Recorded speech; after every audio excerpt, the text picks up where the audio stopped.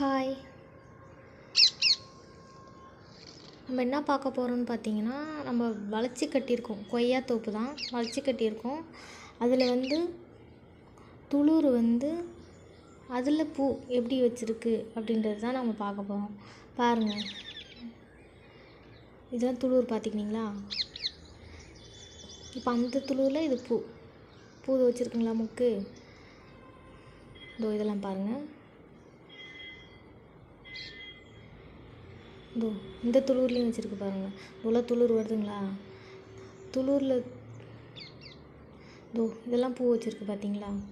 பாருங்கள், இதெல்லாம் பூ தான். பார்த்தீங்களா? இதெல்லாம் துளிர் அதில் பூ வச்சுருக்கு.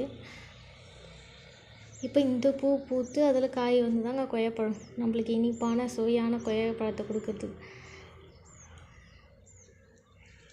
எப்படி இருக்குன்னு பாருங்கள். இதுதான் தோப்பு. நம்ம தோப்பு ஃபுல்லாக வளைச்சி கட்டியிருக்கோம். இதில் தான் துளிர் வந்திருக்கு. ஓரளவுக்கு தான் வச்சுருக்கு பூ.